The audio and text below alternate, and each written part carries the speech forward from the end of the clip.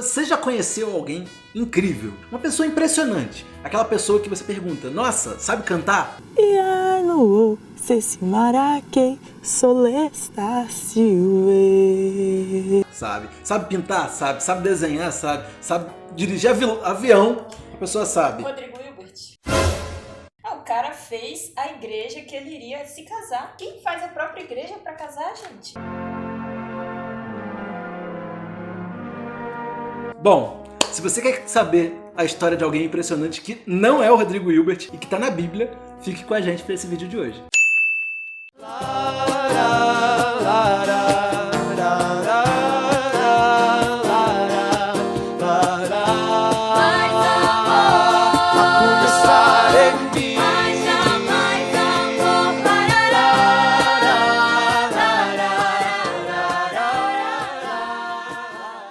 Olá, meus amores, sejam bem-vindos mais uma vez ao canal Mais Amor.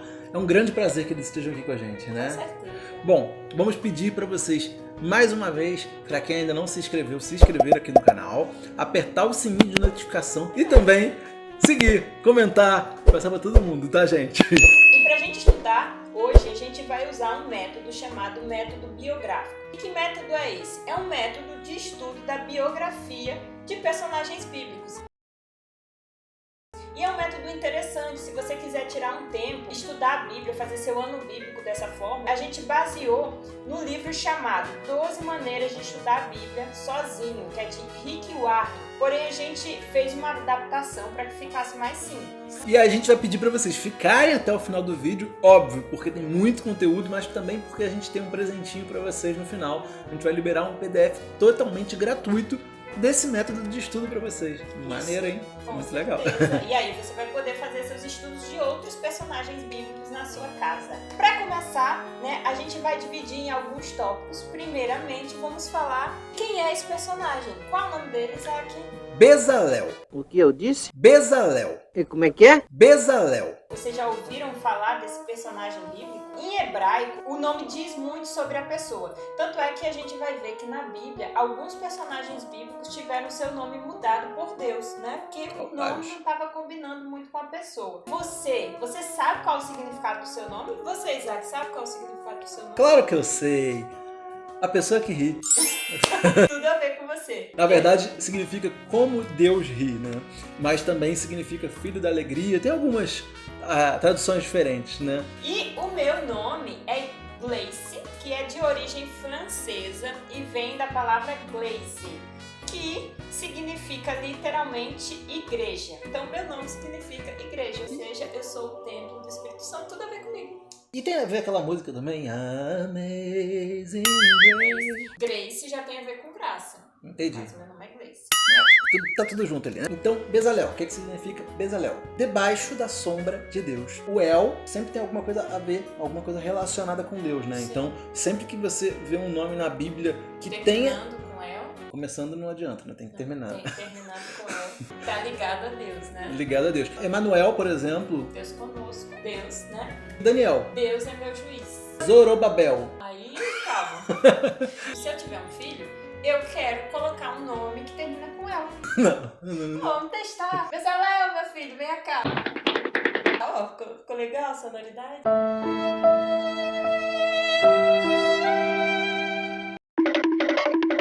Vamos pensar nisso depois, né? Então, Bezalel significa o quê? Debaixo da sombra de Deus. E agora a gente vai para o segundo tópico, que são as referências bíblicas. O que é a referência bíblica? É basicamente a menção que a Bíblia faz a respeito de algum personagem. Se você for usar na sua Bíblia, você vai estudar e vai localizar aquele personagem, alguém que já conhece mais, vai ter mais facilidade, né? Se você for no aplicativo, por exemplo, da Bíblia, e você coloca lá, Maria, lá em cima no pesquisar, Vai ver um montão de Maria. vai aparecer todas as Marias da história da Bíblia, né? Você É um só nome vai ter que comum. tomar cuidado para você, porque você tem que saber que vários personagens bíblicos têm o mesmo nome, né? Para você estudar a pessoa certa. A Bíblia, quando ela está falando ali da construção do santuário, ela menciona muito Bezalel, né? Ela fala também de Aholiabe, mas ela usa mais Bezalel. Terceiro, as primeiras impressões e observações. Aqui a gente vai fazer o seguinte, todos esses capítulos que a gente separou que fala sobre Bezalel, 31, 35, 36, os textos e vai ver ali o que está falando dele. E depois a gente vai escrever. É importante escrever, porque muitas vezes a gente lê a Bíblia tão rapidamente, né, que a gente acha que tudo fica na nossa memória. E muitas vezes não é assim. Muitas vezes a gente precisa escrever para a gente memorizar, para a gente aprender de verdade. Nessa terceira parte você vai escrever as primeiras impressões que você teve sobre o seu personagem. No caso aqui, Bezalel. Quais foram as primeiras impressões? Para mim, Bezalel, ele parecia ser um jovem muito talentoso, dedicado à causa de Deus. Possivelmente ele já era um artesão, né? A Bíblia não deixa isso muito claro, porque fala bastante de que Deus capacitou Bezalel, mas alguns teólogos acreditam que Bezalel ele já trabalhava com essa parte de arte, né? Com bordados, com essas coisas todas, e Deus aperfeiçoou para que ele se tornasse, né, um grande artesão, né? Ele se tornou o melhor, né, da época dele. Geralmente, Deus usa as pessoas naquilo que ela já sabe fazer e ele aperfeiçoa. Por exemplo, Davi, ele não chegou e já matou Golias do nada, né? Apesar de ter sido um milagre, mas Davi ele já tinha matado leões no deserto. José não virou governador do nada. Ele já tinha governado a casa de Potifar, ele já tinha governado a prisão, né? E aí ele se tornou governador do Egito. Deus usou os talentos que ele já tinha, né? E elevou esses talentos. É verdade. No verso 36:2 diz o seguinte: Moisés chamou Bezalel, Aholiabe e os demais artesãos, especialmente capacitados pelo Senhor e que estavam dispostos a realizar a obra. Uma grande característica de Bezalel, ele estava disposto. Inclusive disposto ele, a Aholiabe, a ensinar outras pessoas a fazerem esse serviço. E se você for pensar ali naquele contexto, né, que eles viviam, quantos ali estavam só sendo um fardo, só ali, só para reclamar, que não estavam envolvidos, né? Sim. Só que todos eles tinham como se desenvolver em trabalhos porque tinha muita coisa para ser feita. No 4 a gente vai fazer aí um esboço detalhado da vida dele e o que a Bíblia nos traz sobre ele. E não tem nenhum segredo, né? Na verdade a gente basicamente pegou o que estava escrito ali e reescreveu, né? A gente escreveu do lado, num papel. Bezalel, que características a gente tem dele? Por exemplo, a gente sabe quem é o pai dele, a gente sabe quem é o avô dele. O pai era Uri, né? E o avô era Ur. A gente sabe de onde ele veio, tribo de Judá.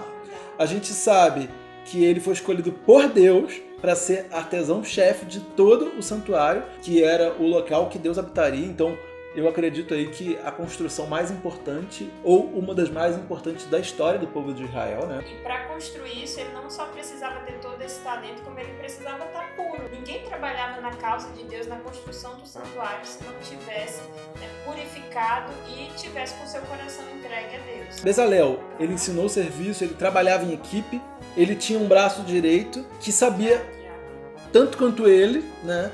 Mas a Bíblia ela dá um destaque maior para Bezalel. Então Bezalel ele teve um diferencial aí, mas a Aholiabe também era incrível, né? Todas essas pessoas que fizeram grandes coisas na Bíblia, né? Eles sempre tinham alguém para ajudar, né? Sempre, Você percebeu isso? sempre. Moisés tinha Arão. E a Josué também depois, né? Depois Josué, Davi tinha Jonatas, né? Então isso mostra que muitas vezes a gente não vai conseguir chegar a grandes realizações sozinho. Jesus, ele tinha 12 discípulos para estar junto com ele e fazer o trabalho. Ele podia fazer tudo sozinho, mas ele preferiu trabalhar em equipe o tempo todo e até poder ensinar, né? Ter paciência com eles. Uma coisa que eu gostaria de refletir é quantas vezes a gente começa alguma coisa e a gente não termina. A maior parte da vida a gente começa projetos, né, e não dá continuidade, né? E sabe o que é isso? Falta de persistência. A juventude de hoje sofre muito com esse problema, porque é tanta informação, é tanta coisa, que você começa a fazer algo e daqui a pouco aparece outra coisa que você acha mais interessante, já começa a fazer outra coisa e termina nada. Agora, você quer ver onde, principalmente, a gente acaba começando as coisas e não terminando? Quando está relacionado à obra de Deus. Relacionado a coisas que a gente vai fazer para Deus. Porque é mais fácil a gente abandonar. Né? É mais fácil abandonar. Ah, mas peraí, não, mas isso aqui eu posso deixar de lado. Ah, mas aquele irmãozinho ali, aquela pessoa tá me incomodando. Ah, tem muita fofoca na igreja. Ah, tem muita briga, tem muita intriga. Ah, aquele fulano só quer saber de cargo, né? E aí a gente deixa de lado. Quando é um trabalho, por exemplo, a gente não deixa, porque a gente depende. Sim. Depende do trabalho para sobreviver. Se a gente for desistir de todos os lugares, por causa de dificuldade, por causa de briga, por causa de intriga, a gente vai desistir de viver no mundo. Porque o ser humano por si só ele é caído e ele já é problemático, né? E viver em comunidade realmente é algo muito difícil. É um exercício de paciência que a gente precisa exercitar todo dia, até mesmo com a família muitas vezes, né? Mas se a gente consegue ficar em algum ambiente que a gente tem necessidade, né? Como trabalhar, a gente poderia também ser persistente em congregar. A gente está trabalhando para um grande rei, não é para um chefe. É para Deus, assim como Bezalel, que você vai ver do início ao fim, ele faz todos os detalhes do santuário e ele só para quando ele termina. Por que a gente persiste com coisas como trabalho, estudo, muitas vezes, e para Deus a gente é fácil de sair? Voltando a Bezalel, né? Ele estava construindo um santuário no deserto. A gente lê a Bíblia, a gente acha que as coisas aconteceram rápido, né? Que não tinha dificuldade. Ele estava só ali construindo o santuário, não teve dificuldade nenhuma. Só que pensa, era no deserto. Pensa no calor. E frio de noite. Frio de noite. Areia. Não tinha luz elétrica, não tinha furadeira, parafusadeira, não tinha máquina de costurar.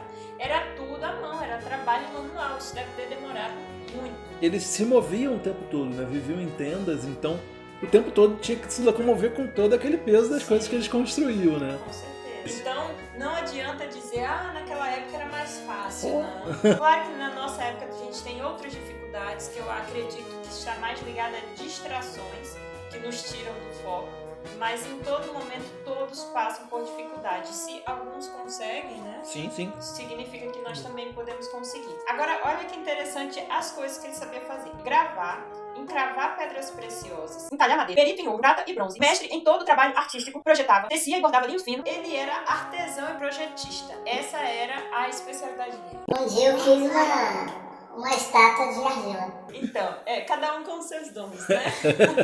O verso aqui pra gente. Então Moisés disse ao povo de Israel: o Senhor escolheu especificamente Bezalel, filho de Uri e neto de Ur, da tribo de Judá. O Senhor encheu Bezalel com o Espírito de Deus e lhe deu grande sabedoria. Ou seja, o que mais aqui a gente vê sobre Bezalel? Primeiro, que ele estava apto para receber o Espírito Santo. Que não é qualquer coisa, né? Para que a gente receba o Espírito Santo, a gente precisa estar apto, Sim, né? sim. Devia ter uma vida reta, devia ter um coração puro, devia ter humildade. Aqui Deus deu sabedoria, ou seja, ele era sábio, habilidoso, ele tinha perícia para trabalhos artísticos.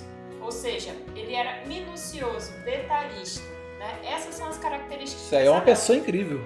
Né? Eu acho que a maior característica que nós devemos ter hoje em dia é estar apto para receber o Espírito Santo, porque com o Espírito Santo a gente é capaz de fazer tudo, né? Qualquer coisa. Quinto ponto do nosso formulário, para a gente escrever agora as qualidades de caráter. Já falamos várias aqui, mas vamos citar Vamos algumas. listar aí, né? Sim. Persistente, humilde, paciente, detalhista, inteligente, coração Nossa, puro. qualquer coisa. Puro, né? Se Puro. ele fosse com um currículo desse aí, seria contratado aí. Vida reta, porque Sim. ele recebeu o Espírito Santo, né? Sábio, porque Deus deu sabedoria para ele. Né? Uma coisa que ele também era, que a gente pode ver, é honesto. Porque quando a gente lê os 5 capítulos, né? A gente percebe um ponto bem interessante.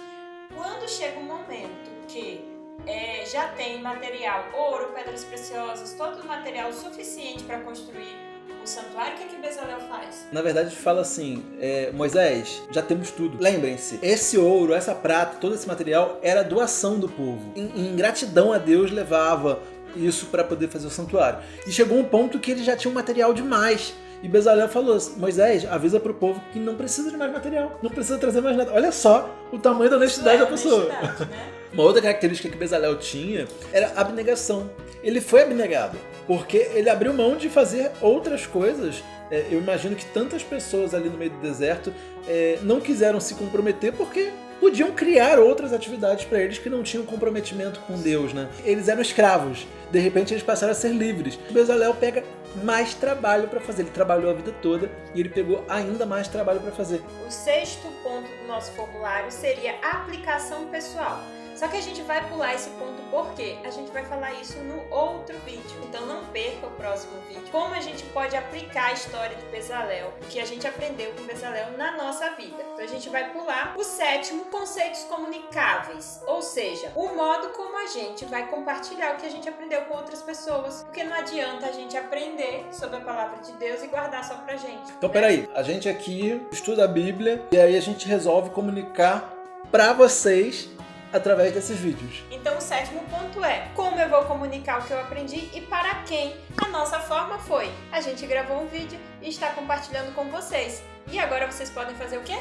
Compartilhar esse vídeo para outras pessoas, para seus amigos e poder comunicar um pouco da história de Bezalel e de como ele pode ser um exemplo também para a nossa vida. Um versículo bíblico para a gente fechar está em Salmo 105:1. Ele diz assim: deem graças ao Senhor e proclamem seu nome, anuncie entre os povos o que ele tem feito. É uma grande missão de cada um de nós, né? Proclamar para outras pessoas o que Deus tem feito na nossa vida. Nossa missão de vida Não aqui só maior é com essa, né? palavras, mas com as nossas ações. Um abraço, um sorriso, Sim. isso já faz toda a diferença na vida de alguém, né? Use os seus dons para anunciar a palavra de Deus para as pessoas. E até mesmo use sua própria vida, né, como exemplo. Foi um prazer estar com vocês aqui.